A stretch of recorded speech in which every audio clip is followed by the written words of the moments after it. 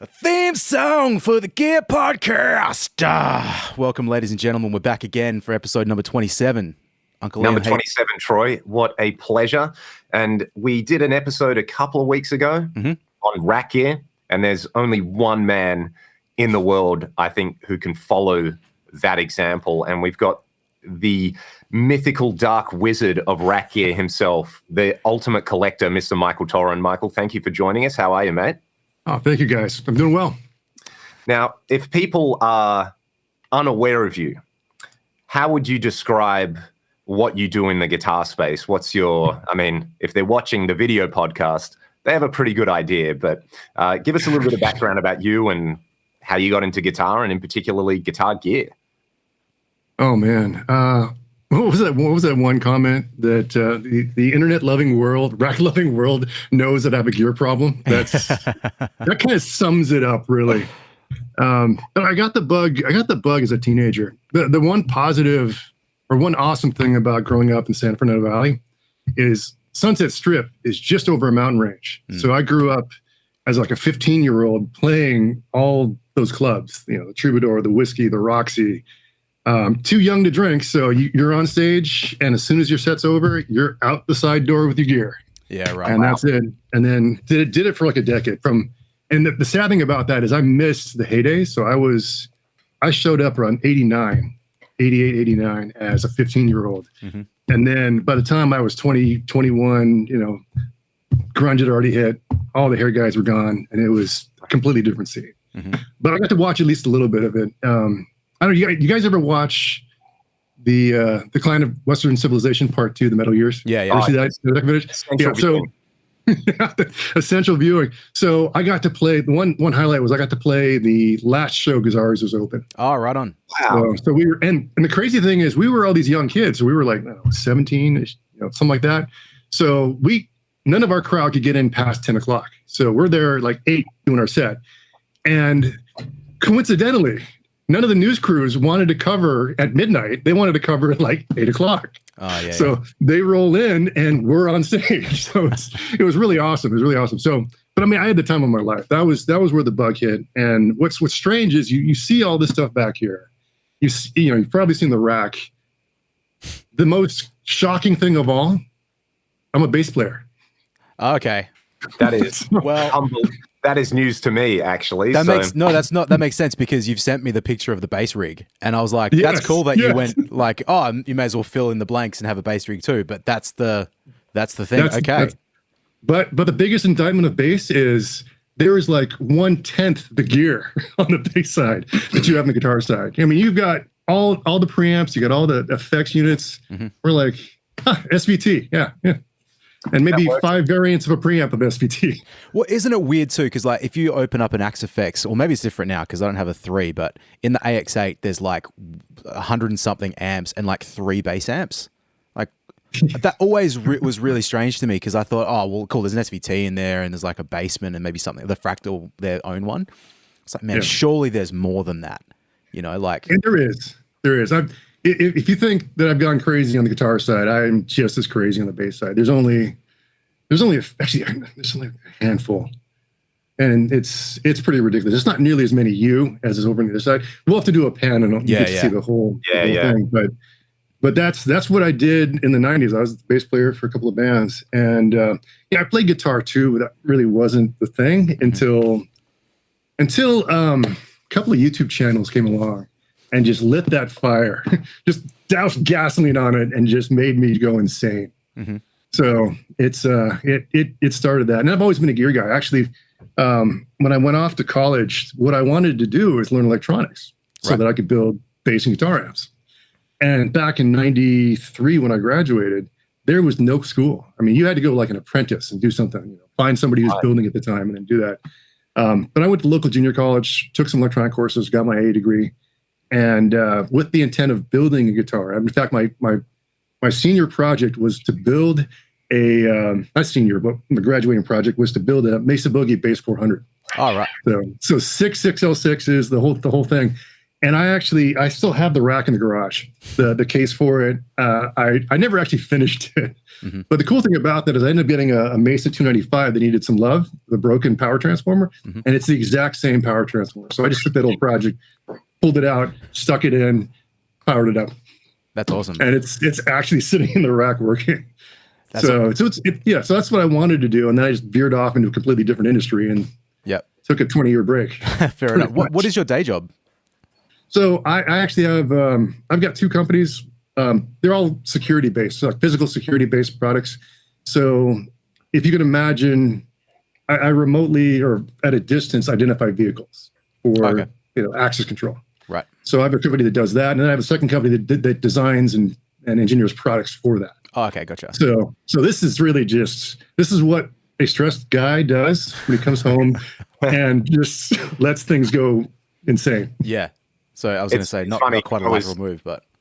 Yeah, I was... Sorry, my cats were just getting a little bit too excitable with one another. It was interesting because one of my guitar students was saying yesterday, kind of about the YouTube thing. He was like, how many people with, insane collections, kind of like we have as well, the primary focus isn't really the collection. The collection is a byproduct of the other thing that they do, like, okay, I have a proper job. Well, I don't have a proper job, but you have a proper job. And it's a way to kind of just, clear your mind from those other things. And it's probably more constructive than, other vices that you may have. Yes, for sure. Although, I mean, I do a lot of other things too. So when I took the break on the music side, I got into grappling. So I was a competitive judo player. All right. Oh, wow. So look what happens to your hands when you become a competitive judo player. Wow. Oh, geez, okay. So I have permanent arthritis, which is another issue that I have to deal with. It's only going to get worse as I get older. So it's That's right. With bass, you only need one finger, so. Yeah, exactly. If that, I actually used to teach a guy who was, over here the big sport is Australian rules football, and he was so he's, he'd be like 6'8" or something like that, like giant guy, and he showed up. He's like, yeah, I've always wanted to learn bass, but I've got this problem with my finger, and it was like his middle finger, this one. It was just like he said, yeah, he was playing, and someone just literally gripped his hand during a game, and it just went, but it was literally like a 90-degree bend, and then he had this like kind of Tetris-shaped middle finger. Wow. Yeah. Oh. Yeah. That's a relatively recent one, though. That's I can't even say that was competition or anything. I was showing a move on the mat because I teach these days, or I'm assistant instructing these days, and I threw the guy to demonstrate it, and my finger hit the mat and just right in there. Yeah, and then I've been wearing a brace that is kind of working, but not really working. Well, it's kind of that's the correct hand for playing guitar, though, right? At least you can hold a pick still. Yeah. And I don't do the galloping thing, so just these two for the bass side is good. Although somebody was telling me that they interviewed Steve Harris, and he goes, "No, I don't use 2 fingers. I don't use the 3." Is that right? Oh, really? I was like, really? I went to do the gallop. It was you had to do the 3, and somebody was telling me that's not true. Like, I used to when I was a kid. Anytime I still kind of do this, but like laying in my bed. This is really silly, but like the edge of the mattress had a little lip on it, and I would just sit there all night, just going gallop, gallop, gallop, gallop, gallop, and that's how I developed any ability to do that. Was just by and I still find myself, if I'm fidgeting with something, I'll just kind of sit there and like, here's some Velcro, some pedal tape. I'll just hold it and just try and get that action right. It's really silly. But anyway, like I didn't know that about Steve Harris. So basically, good career move, learn bass, but. Potentially bad career move if you're a bass player is, learn judo. Yeah, go into grappling and destroy your hands. Yeah, and other parts of your body. Yeah, the only thing that was off limits is my wife told me, you do not get the cauliflower ear. Whatever you do not get that. So those are relatively good. Just as funky. Yep. Man, I did some loud gigs over the last few weekends, and I think mine are getting rough. Like it's bad. Sometimes you forget. You don't do a loud gig for a little while. I'll be fine with that earplugs in, and then it's like, bam. the next 3 days you're paying for it. Not good when you're a recording engineer. Well, I have super waxy ears, and like my right ear it's on the precipice of being fully blocked, but it's not. So it's like every now and then, like sometimes I wake up in the morning and it's like you get this weird phasiness, and then you're sort of like, hang on, am I okay? Or is this just like a blocked ear? So I just have to have them, water cannoned every 9 months or something. That's your superpower. Like naturally you can sustain more rock and roll than anybody else without going deaf. Exactly. I've got the built-in low pass filters. Yeah. So back onto the sort of topic of the gear obsession, with all those kind of things, why the rack gear? Is it obviously linked to that, what you were doing as a teenager where everybody was using those rigs? What were people actually using? Like what was the guitar player in your band using, or other bands at the time? Did they have the big racks, or was it kind of like some pedals and heads? Like how accurate is my impression for someone who wasn't there of how prevalent rack gear was for guitar and bass players? Oh, it was there. It's funny. I was talking with Mark Kazansky and Michael Nielsen in a group chat, and I had dug up a picture. We played a gig at the Palace, which was kind of a larger venue, not as big as like the Hollywood Palladium, but it was a larger venue. And because I wanted to dig through all my pictures and see, all right, I did have a rack back then. That was a bass rack, but I had a rack, and it was a Gallon Kruger 800 RB, which I still have. Nice. And it was a wireless unit, so it was a rack on a. And I took a picture from the audience, after sound check, as everybody's going through, and I was able to take a look at it. And if you pan over, there's another rack. The rack's got a Demeter TGP3. Whoa. It's got, I forget which. It was a pretty sweet rack. I forget which effects units it had in it, but it probably had some high end stuff, because to have a Demeter at that time was something else. Yep. And to have a Demeter now is something else as well. That is also true. And those things, I think recently one was listed for like $3,000, $3,500, something like that. Which I don't think I've seen one in person. Well, I can say in terms of rack gear in Australia, I did take a piece back for you guys. I have a GP 1000 in my rack there that I got from a guy in Australia. Oh, there you go. But to be fair, it was US voltage, so I just reclaimed it back to the US. That's a lot of my stuff is US or Japanese voltage as well. So really? Yeah, the hardest thing was I've got a step down transformer to use it. Yeah. But I was like, I need more step down transformers. I was like, no, I just need a power board. Yeah.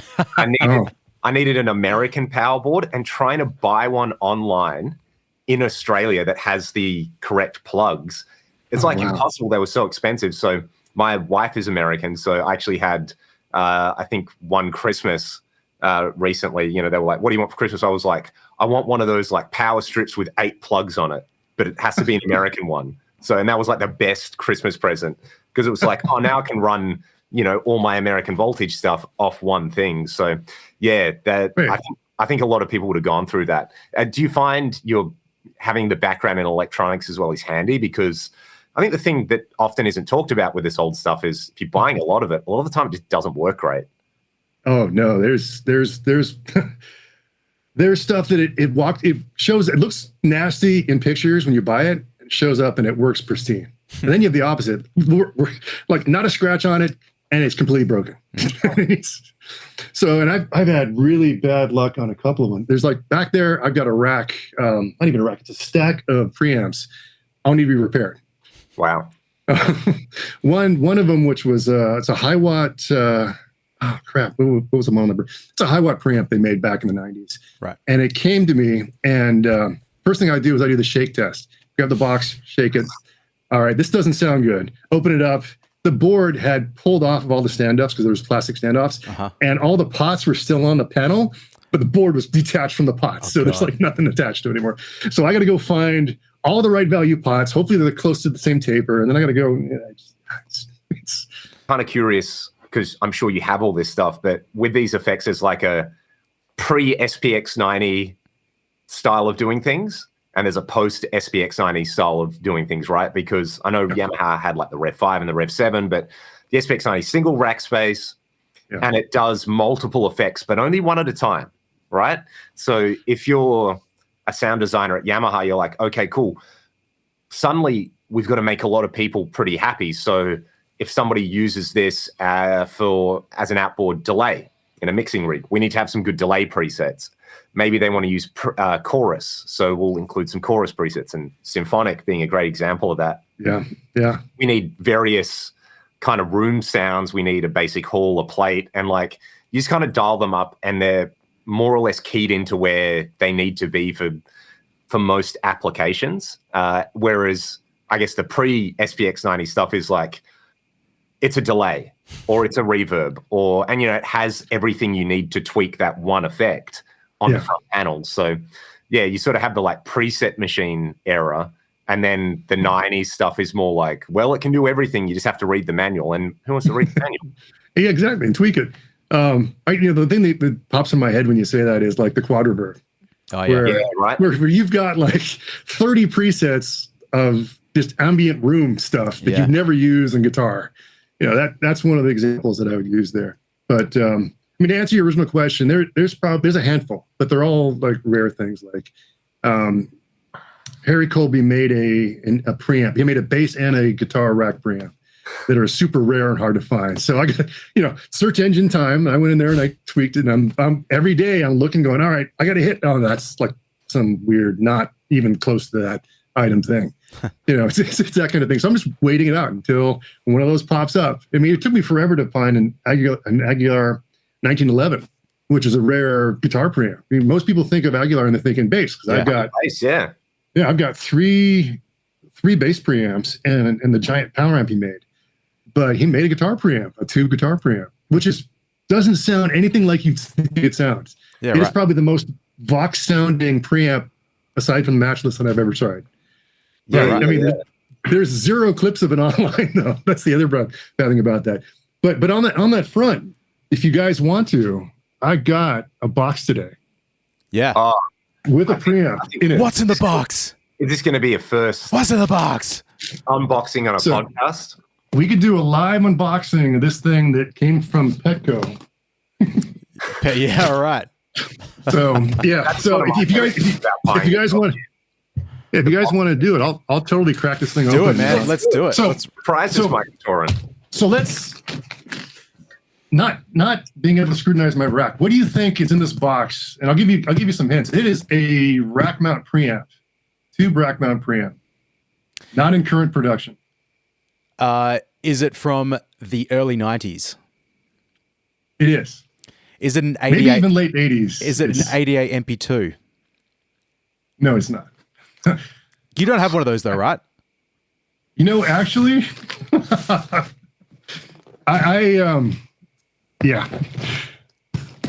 my love for the MP anything is not very deep. Oh my God. You have three of them. Well, it's nice talking to you, Michael.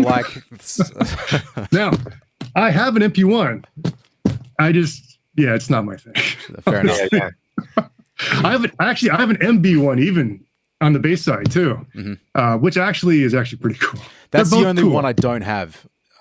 Really? Yeah. In fact, there was one for sale here about 15 years ago. I knew the guy that was selling it, and I didn't have it was about 200 Australian dollars, so about $120 US, and I just didn't have the cash, and it ended up being sent to America, so never to be seen again.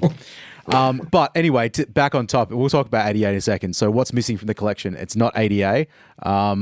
Leon, I'll give you one more guess, and then Leon, and then I'll open it up and you'll see what it is. Okay. It's a pretty big box.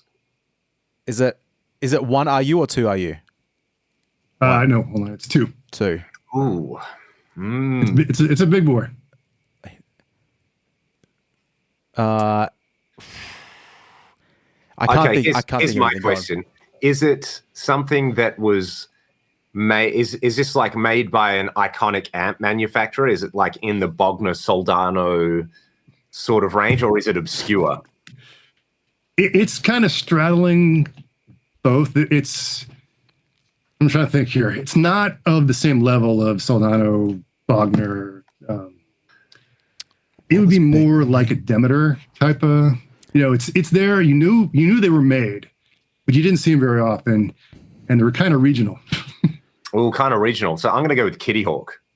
Oh, that's a good one. That one that I don't have. Oh, really? Mate. Yes. So many things. Yeah. Quattro, not in my collection. So, all right, I give up. Let's just check it out because I have to know. So again, what we do first. All right. No parts rolling around inside. It's half decent job wrapping this thing. Yep. Because let me tell you, and you look at the box. The box is it's a little concave, but it's not bad. One of these days, I will do a video of the nightmares and what not to do if you're going to ship rack gear, because I've seen it all. I can only imagine. I mean, I've got an 80 AM that kind of works that would ship right, and then an 80A pitch track, which definitely doesn't work, which I just kind of bought because I wanted the thing. But what is going on here, Mike Torrent? So this is the other thing. At least it's not peanuts. Oh yeah. But all right, I'm going to take plastic bags and I'm going to stuff them into a box, as many as I can, to create packaging. Hey, at least it's not used undies. Oh, that's nasty.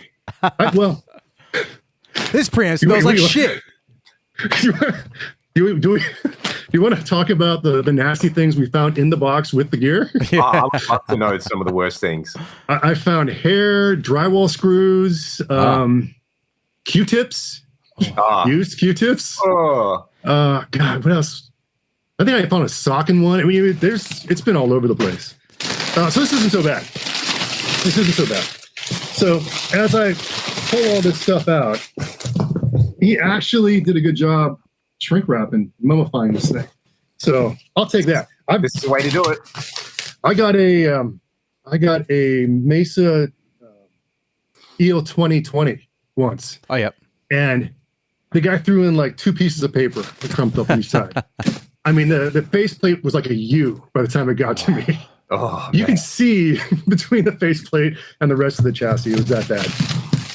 I think the worst one for me was I got before you do this, an Ensoniq DP4. Which I've heard lots of great things about. The worst made piece of crap I've ever seen in my life. Oh my God. So hopefully this isn't an Ensoniq DP4. Oh wait, it's a preamp, so it can't be. It's a preamp. No. Here we go. The grand unveiling. The grand unveiling. Podcast. Would you have guessed? Is that a rock mod? The rock mod 2. Never would have in a million years have. So is the one, so we had Michael Nielsen on the podcast a few weeks ago. Yep. He's done a video with the Kasha rock mod, the one. And is that your rock mod? No, that's his rock mod. So he has the one. I now have the 2. And now we can compare. That's one of the cool things. We can tag team. He's got something like a Kitty Hawk Quattro I don't have. Mm-hmm. So we can always compare back and forth. He's got, I mean, that VHT Deliverance I bought back there a couple weeks ago. Yeah. That's a D60. So that's a 60 watt version. He's got the 120. Right. So I have a sneaking suspicion that his has got way more headroom than that one does. Yeah. Just by the, but until we go and A/B them, how do you know the difference? Yeah. It's funny. You and Mike Nielsen are like me and Leon. It's just, we say the toy library. So whatever you want, we just add it into the toy library. And if you want to hear it or borrow it, you just take it. You know what I mean? It's great. That is exactly what it is. It's like library card number 1. Yeah. Special library card number 1. How did you guys meet one another? I tried to buy his Bogner fish. All right. Oh, really? Yeah. So I didn't have a fish. So I'm scouring the internet, and this is pre-COVID. This was maybe 2018-ish, something like that. Mm-hmm. And I'm sitting there going, all right, I can't find a fish. Let me just look at the old sold, ads on Reverb, and I was searching around, and his popped up because he thought about selling his fish at one point. And then he thought better of it, then pulled the ad. Mm-hmm. And I reached out and said, hey, any chance you still want to sell this? And he responded. And then we just started this dialogue with rack gear back and forth. And then it grew into this wonderful friendship and, all the craziness you see. Yep. That's so funny because I remember knowing about his channel, and then it was like, man, Nielsen has gone wild with the rack gear. Like he's just getting all these preamps, and then he was like, this belongs to Michael Torrent, and this belongs to Michael Torrent. And I was like, who's this Michael Toran guy? You know, is he like the rack dealer or something like that? You know what I mean? So I think that's actually, it's something I really appreciated, was that it was sort of like, you know, here's my buddy, and kind of between us, we have nearly all the stuff. And I guess it's like, you know, one big thing on YouTube, and this is something that I do, is like, it's new stuff. Here's a new pedal, here's a new amp, it's the best thing you've ever heard. And, you know, it's not really, it's like, it's all demo stuff. So it's not really a review. It's just like, hey, you all know what I do on the channel. Here's what I sound like through this piece of gear that's new. You might want it, you might not want it. But one thing that I like about the old stuff is like, you know, it's not out there. So you might like this, but then good luck finding it. Or you might be trying to find it, but actually it might be a piece of crap. So you can kind of give these sort of like, you can be a little bit more, I don't want to say a little bit more honest, but you can be a little more like judgmental about the gear, because you're like, well, there's a reason this isn't made anymore. Yeah. Or like, it's a shame this isn't made anymore. Somebody should kind of come into the market and fill that gaping hole. Well, it gets deeper than that too. Is you can buy a used piece of gear. Is that a good example of that used piece of gear? Or is that a crap? I've got two rare ones that I got, where the first one I got, complete garbage. So and the worst thing about it, I mean, not complete garbage, but I'll give you an example. The of the two, the more well known is that Flangers UCP1 that I had, that Michael Nielsen did the video on. Yep. Just one sound, and other than that, it's the noisiest thing ever. And it was made specifically for Glenn from Testament. Mm-hmm. So it was made, and you open it up, and it was hand built prototype. You know, there isn't a cool circuit board with a name on it. It's rough, but it does that thing. And I kept going, you know, I'm reading these forums, I'm reading all these posts of these people that have them, and they talk about how versatile this thing is, and how great the cleans are, and how it cleans up, and you can turn it. And I'm like, there's no way. This thing is the most nasty thing ever. So I didn't believe that this was really an example. Mm-hmm. I found another one, which ended up being the one that I'm like, yes, this is it. I can go from like the edge of breakup all the way to like super high gain and everything in between. So there's an example. And then the second one that it happened with was, and this is even more cultish. This is like LA area cultish. So Elan made Metaltronics, Metaltronics, Metalhead. All right. Made a preamp. Made two of them actually. He made one that was an overseas one, I think one that was in the US. And he was for a brief moment, he was here in the LA area doing mods and doing that kind of stuff. And I found one on an estate sale on eBay, bought it, and I'm sitting there going, this is the most. It sounds like there's a blanket over it. I mean, what?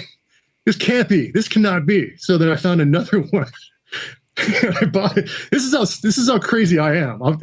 No, this can't be the real thing. Let me get another one of these rare pieces of gear and just figure out if it's the real. You know, so. And I have it. I've just racked it over the weekend. It's up there in the big rack, and it says a thing. It's not, you know, it's not a DCP1, but it is a better representation of what that thing is than the first one I bought, which is like garbage. I guess that's sort of like crossover point between, and you know, for you, it's like you were growing up where all this stuff was happening. So you were sort of like ground zero for if people were modding stuff or doing custom stuff for people, be a little more accessible. It might tend to stay in the area, but there's that crossover between like custom made and production stuff. It's a bit like guitars. Like, if you go and get a PRS, you know, people talk about the pre-CNC guitars with the shorter necks and all this kind of stuff. And there's, as you said, it's almost like a cultish thing. Once you know about it, once you get the scent and you're on the trail, it can become a little bit hard to kind of let up on that, which for me, there's been a couple of pieces like that. Like one of them is the Kitty Hawk preamp, because I've got a large collection of old guitar magazines and like, well, what's this out of nowhere? Kitty Hawk, you know, like Red Beach is using them. Some other people are using them. And you read interviews later and they're like, yeah, we used to call it Shitty Hawk, you know, because they always broke. But and one of my students who's in the Netherlands was like, oh, I bought this. Have you ever heard of this? When I paid like 150 euros for this preamp called a Kitty Hawk. And I'm like, you need to sell that to me. They're like, you know, I kind of like it. And then 6 months later, I'll get like, oh, do you still want to do this? And same guy bought a Gallien-Kruger. Yeah, so the one that the Somewhere in Time amp, basically, you know, the with the stereo chorus, and that I think Alex Lifeson was using them for a while, and they did a preamp only version of it. So yeah, it's, well, I think it's actually an amp. So it's got a power amp section. It's all solid state, but it's rack mounted, so it still has the stereo chorus. So that's on its way at the moment, which I'm super keen to try, because again, they've become this culty kind of thing. It's like, oh, you know, Rush, Grace Under Pressure, Iron Maiden, Summer in Time. They're basically the only two records anyone cares about that this thing was on. But if you want that sound, maybe it's the way to go. And then for me, it's like, well, if there was something special about the stereo chorus in it, I can measure it and then I can replicate it in the Axe effects. And then everyone can have it.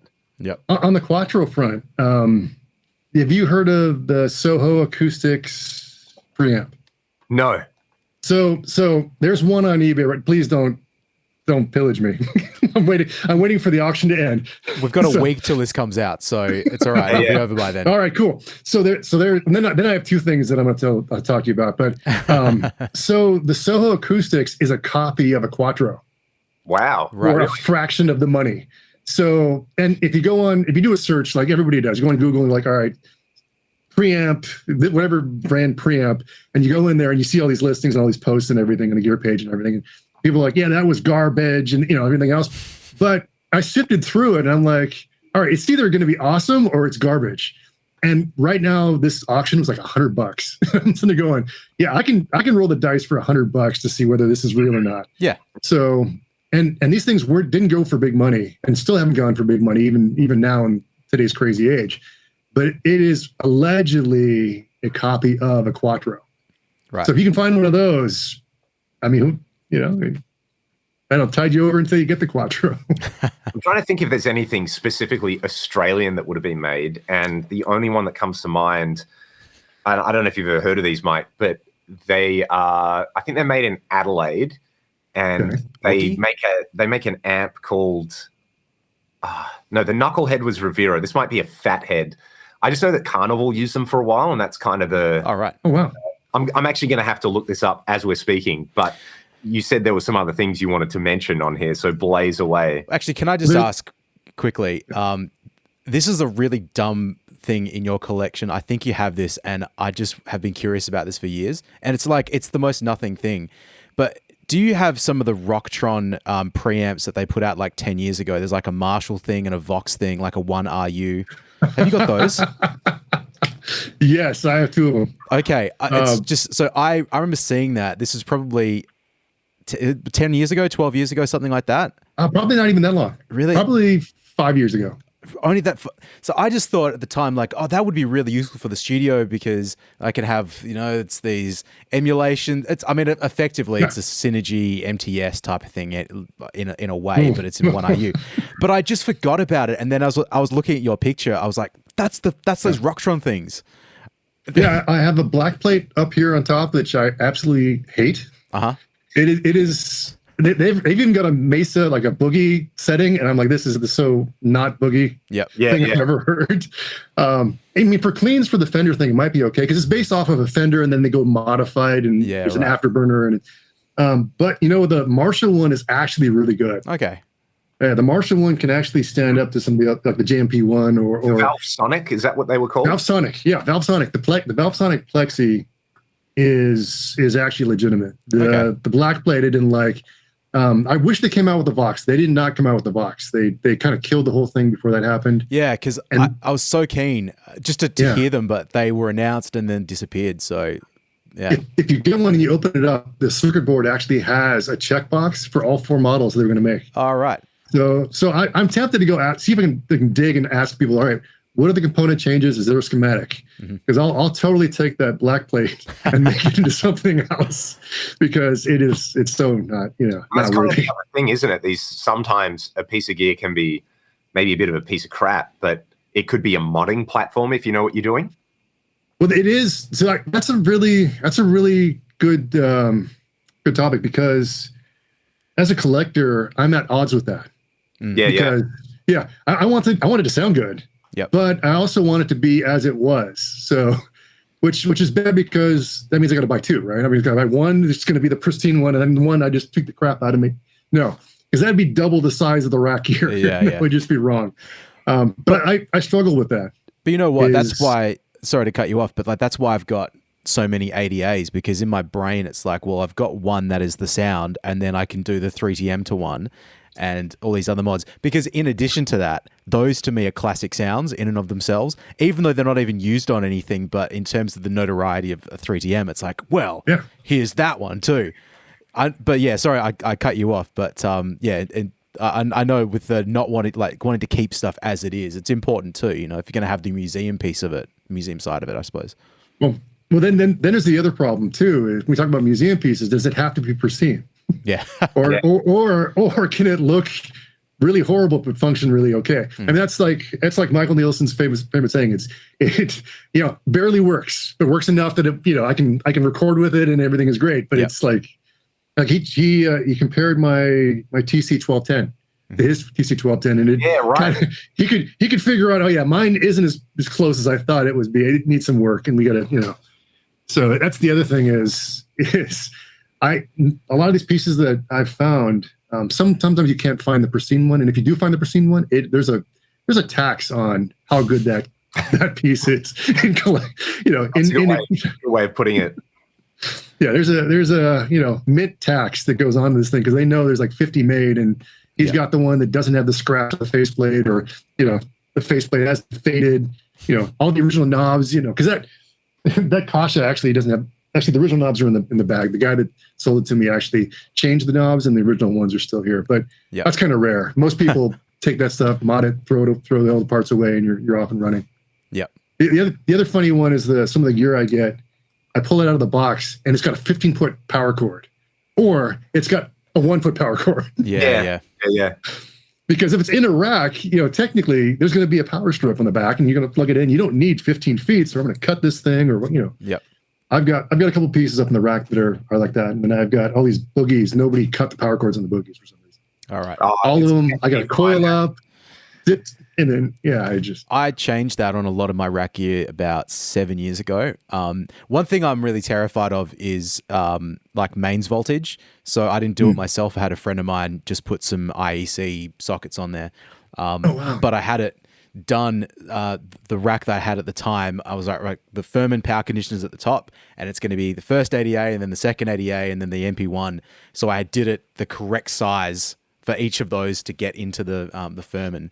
And now all that rack gear is in different racks, and it was a semi mistake, a small mistake, but I suppose it doesn't matter. Now you're buying an extension to go plug in. Man, it's so silly, but yeah. Right. Well, and I struggle with that. I'd love for all of them to have that plug that you can just plug into the back, and then you can bury the cable.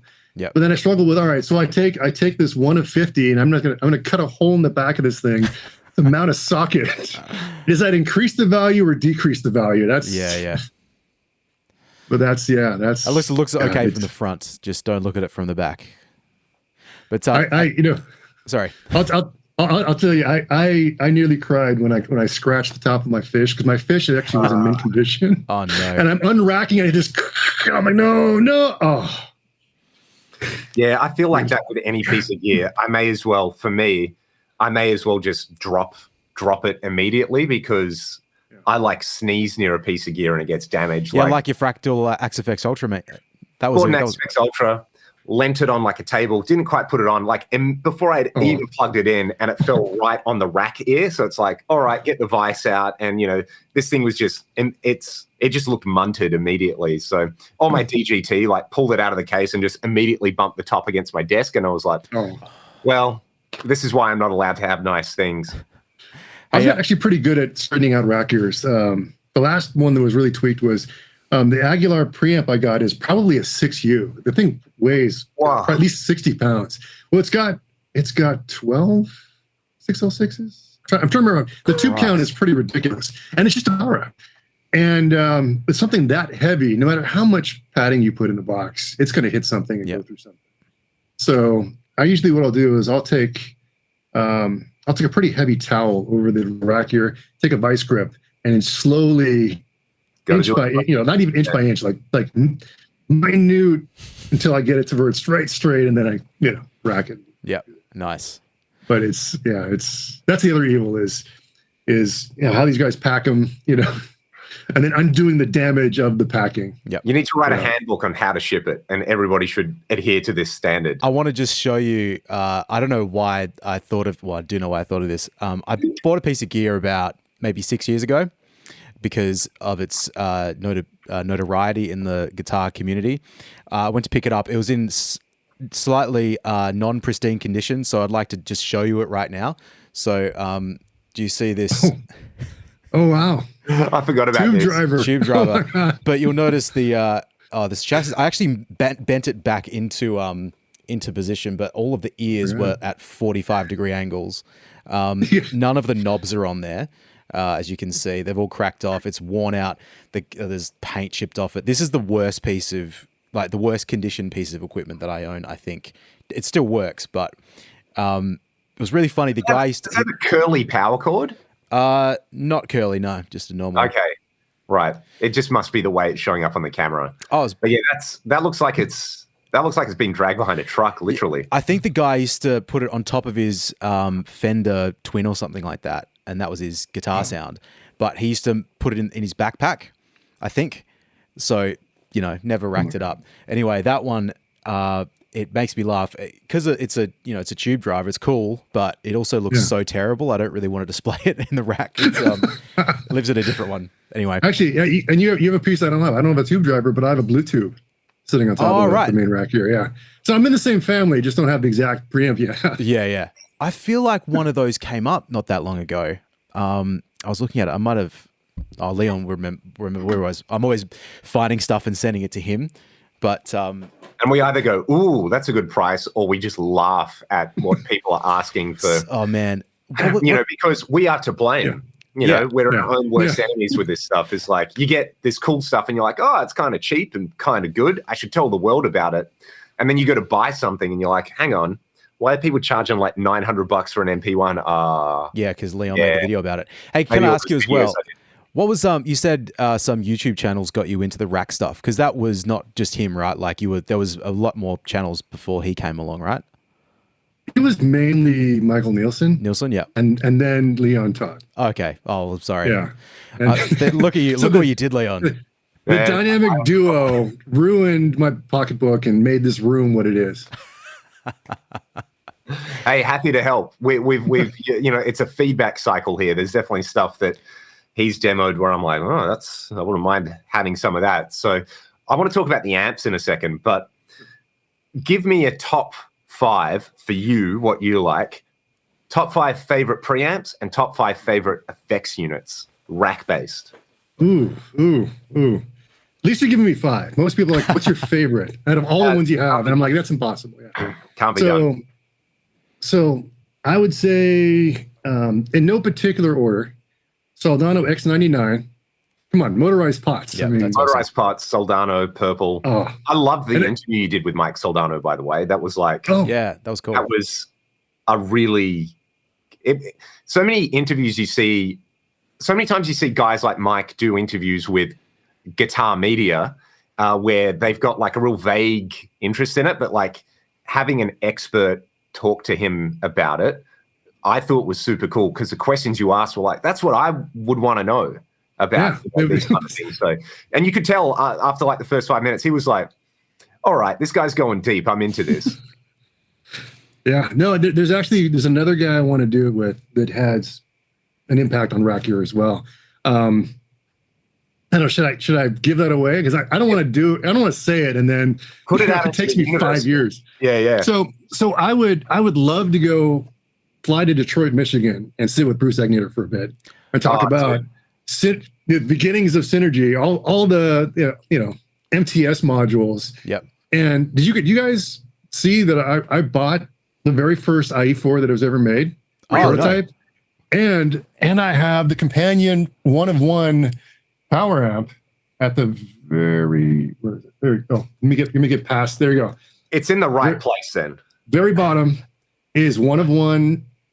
Like I forget, it's a 200 watt power amp. It's a VGA 200. So it's two 100 watt channels, and then the orange one on the top. No, orange one there is the original prototype IE4. Right. So hang on, did it go like Bruce doing it and then he went to Randall and then it went to Synergy, or is it Randall and then Bruce himself and then Synergy? What was the order? I can't remember. It was Bruce himself. Yep. And then he was pitching the idea, and Randall picked up on the idea, and they ran their production simultaneously. So you could buy Egnater preamps and rack units. That was another. This is the one thing about being a successful entrepreneur is my time is like I want to do an MTS video because I have all the pieces. I have most of the pieces. I don't have a Vendetta, non-removable 4-channel preamp. But I have an Egnater M4, which is his version of a 4-space MTS rack mount unit, which, by the way, his modules were 2-channel, switchable 2-channal. All right. Before Synergy. Yeah, before Synergy. Randall's were all single channel. So that's a difference there. Yeah, right. So I was going to basically compare the platforms. RM4, which is the Randall, which is 4 units, single channel, which you can mod. I have the mod for making it a dual channel Synergy compatible, and then obviously the modern stuff, which is the Syn 2. Mm-hmm. So I have them up in the rack, and then I have, this is sad, spare units back there on the top of the fridge. Just side note too, I do have a Syn 2 on the way right now. I just bought one. Awesome. I had a Syn 1 and I've got the Syn 30 head, but the rack mount one I didn't have, so that is on its way. And I almost bought 2, like in one hit, but I'm going to start with the 1, and then we'll take it from there. But going back to the original thing. Yeah, he's been influential, and I think he doesn't get his due, really. No, I mean the IE4, was a big preamp, 4 channels. It's a really awesome preamp. Mm-hmm. The beginning of all this Synergy stuff. I mean, all the amps he did. I mean, this is the class. If you can, not that you guys can hop on a flight and go take his class. That would be really cost prohibitive. But up there, right there, is the 30-watt amp that you build in his class. Oh, really? Yeah. Nice. And it is an awesome class because he goes through all the circuits and tells you this component does this. This is where we get rid of the bottom end to make to tighten up the distortion. Here's where the power amp is. Here's the phase inverter, what it does, and he goes right through the whole thing. And you build it, and then he tests it. And if you build something a little off, he'll go in there, take a look, and say, this capacitor's this, and you need to move this around. And then if you go to the second class, which is his teaching theory class, he goes over it again, but more in detail. And I've done both of them. And I wanted to do, last time I was there, I wanted to actually do the class and then try to sneak him into doing just like a quick interview like I did with Mike, and then talk about rack gear the entire time. Like, tell me about the Velocity Egnater thing you did. Tell me about that, and just go, because he's got, it's like a giant catalog that no one realizes that he's part of. And that would be. Do you know off the top of your head, did he do the Rocktron XDC as well? Because I feel like I read that on a forums at some point, but maybe that wasn't him. Maybe. I don't know that one. Yeah, this is why you have to do the interview. When you do it, we'll send you some auxiliary questions. So that's super cool. All right. Now, he's like the next one. But back to your original question. So top 5. X99. Yep. I matchless GPR1, which, oh my God. And the sad thing is I have 2. You can see one in the corner down there, and there's one in the rack right here. So between Michael Nielsen and I, we have 1/10 the population of GPR1s in the world. And they 30. And they all sound different, which is even crazier. Because they're all made on an assembly line one-offs, almost like one-offs. Right. And the variance is really kind of crazy. Although when I got mine first, and mine was a Japanese unit, which I haven't converted to 115. It's still 100 volt. But man, when I opened up the box, this thing had set probably 30 years in a sweatshop. I mean, the amount of smoke and like that odor from ashtray is the nastiest thing ever. I would go Lanyard DCP1, the good one, not the Testament one. That's got a unique sound and super versatile. I would say that's 3. Ooh, now it's tough because now I got to start whittling it down. Oh man. Well, I'll throw out some of my own, and Troy, maybe you can do that. So I'll do my 3 favorites, and obviously the MP1 is in there. Kind of like the 3-tube mod version more. It's a little more modern sounding and kind of suits the way I play a little bit better. The Boogie Studio preamp has to be in there. Oh yeah. And then I'm going to say the Synergy 800 module, because I use that heaps and I love the way it sounds. It's just a good rock and roll pedal play. Like, it kind of does everything. Use it clean, use it dirty. I've been using that heaps. So yeah, I like that more than the JMP one, even though I have 2 JMP ones because, you know, and I geeked the JMP one for ages as well. So the PV Rockmaster is pretty good. And the kind of like dark horse candidate, there's actually probably a few other ones in there that I'm forgetting, would probably be, and I kind of have a love-hate thing with it. The last time I pulled it out, I hated it, but like the Rocktron Piranha was kind of cool. Parametric mids and programmable. Wouldn't say I love it. Or maybe, actually, no, the Synergy, the Uberschall module they do is insane. I love that. It's got to be. There's 2 Synergy modules in there, which I don't know if they count, but I think they belong in the conversation. So, you know what would be awesome is I need to get an 800 module because I have an 800 that Michael Nielsen loves this 800. He always borrows it from me to do either power amp or just as a classic 800 sound. That would be good to compare between. Yeah, because what I didn't like is I didn't like the Synergy Plexi. I got the Plexi module, and I was like, this doesn't really... Actually, I'll take that back. Plexi was actually pretty decent. It's the Metropolis module I didn't like. Okay, right. It was very dark. I tried, yeah. It was very dark. So the Plexi module didn't sound like my... Is Plexi anything of that design type, or does it have to have a Plexi panel? Let me ask you that question. Yeah, okay. Because, my old... the guy who has serviced a lot of my amps, who's... Man, he'd be pushing 90 now. Every time I email him, I'm like, I hope he's still alive. And he's an old telecom engineer, does amazing work, but he always makes the distinction. He's like, this guy bought in a super lead. And I'm like, a Plexi? He's like, no. It didn't have the plexiglass panel. It's a super lead. So, man, yeah. We'll leave that one aside. So let's say a 1959 or 1987 model. Marshall. There we go. Non-super bass. Because I don't feel right, because both of these down here, that's a 73, that's a 69. The 69 is like 3 months away from being a Plexi. Yeah. So it's exactly the same circuit, just no plexiglass, panel. And then there is quite a bit of difference in gain between those two. It's interesting. But I would have to guess that even between those amps, just on the production line, differences. Just in tolerances and everything else, It's like fuzzers, We spoke to Stephen Dawson, who's an ex-Marshall engineer. He did the Vintage Modern and Class 5, and he had this story about, he built his own tone bender, and it took him so long because there's so few components. So they, the tolerances are so broad that the impact that changes in tolerance have, is a bigger factor. But he built one and then let Jeff Beck try it, and Jeff Beck was like, I need this. So he let him borrow it, and Jeff actually gave it back to him. I'm looking for, I did one too. Actually, I had a 69 tone bender. Wow. And which is at a friend of mine's. And before I gave it to him, I made a clone. So I actually went and bought the actual, billet aluminum, and then I bought NOS parts, and then I went and I A/B'd them, and they got really close, but there's a little more body in the original that is not in the one that I built. Right. But it's so you wouldn't know the difference unless you A/B'd them, and which is one thing I got to say about a lot of the gear. We kind of touched on it with this Synergy module. Is a lot of the stuff you wouldn't know if there is a difference if you didn't A/B them. Yep. I did that once.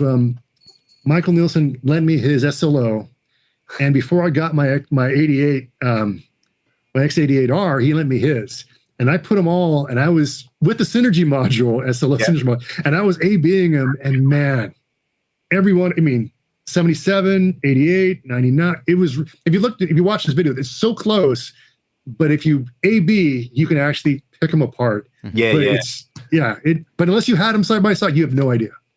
Yeah. It's kind of like, it's like so many other things, right? I always use the food analogy where it's like, you cook a pasta sauce and you're like, you just cook it and you season it to where you like it.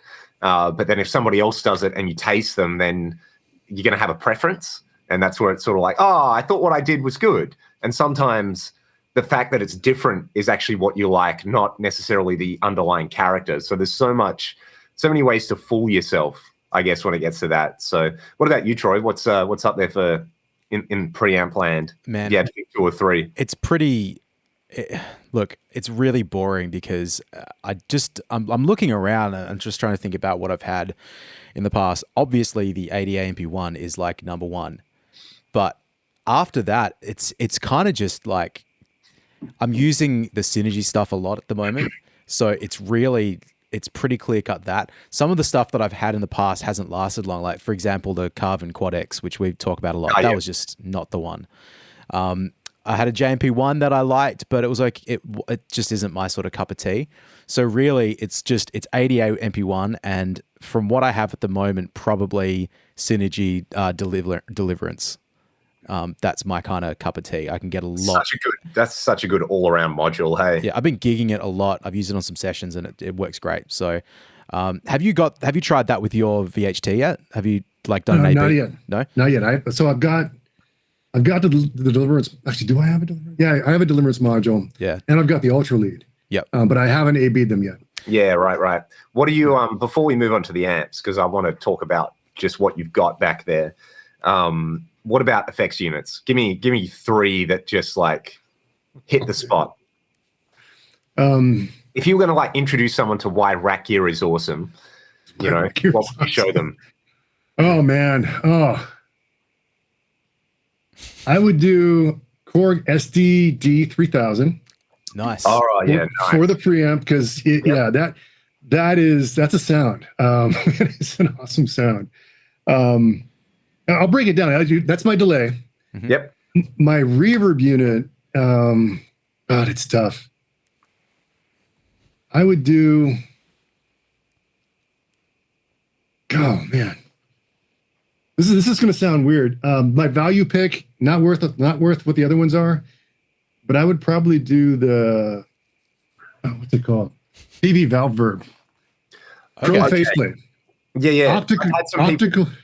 Tell me about these, and I've been like, really, PV reverb. Oh. It's the one piece of PV equipment that I'm really happy with. But it's got a great tube reverb, and it's got an optical tremolo. Which the other reverbs I have, it's 1U. It's 1U. It's got a chrome faceplate. It fits the match list really well. Chrome. Put it in between that and the VHT Classic, which is also chrome, and you can blind people first 5 rows. I have Sauron. Yeah, I would do that. I'm not going to do any multi effects, just to be fair. Yep. So then I would go. MXR 126 flanger. Yep. Okay. I have a friend who owns one who's going to let me borrow it soon. So awesome. I'm really, really curious to actually try one because the UA Astra, they've got a model in there that sounds really, really good. And, I know you've got one and and they just look cool. Like MXR in a rack, there is something about it, Leon, you should try and borrow Lee's Eventide flanger. Does he have an Eventide flanger? Yeah. Is it Eventide flanger? Yeah. I need to hit him up. That's the one that's in the rack there. What's it called? The Instant flanger? Instant flanger, yeah. That is that's a very, very desirable piece of gear. Far out. Yeah. Now you're gonna make me go into my reverb and start looking for Eventide, because I'm silently, and I'm not really advertising this, I am silently picking off all the classic effects in rack form. Mm-hmm. So I have almost every tube reverb in rack form that they've made. That's wild, man. So except for I can't bring myself to buy I have the Space Box by Soldano. He has a Surf Box. That's $6,000 that I'm not going to spend on a two units. No way. Even Mike says, don't pay that. That's ridiculous. Yep. Yeah, I'll make you one if you want, that kind of a thing. But I did all those. I have a lot of when you get to delays, a lot of it's going to be, if not analog, like Bucket Brigade stuff, it's going to be digital. When it comes to the flangers, though, I've got the MXR. DOD made a flanger. I have that, which actually sounds pretty good. Yeah, the 1U. Cool. And then I have the Roland phaser flanger. Do you? I was going to jump into that. I was telling you has one as well, and they're building a clone of it. So nice. Yeah, it's actually really good too. I have a couple of the units. I have the Dimension D.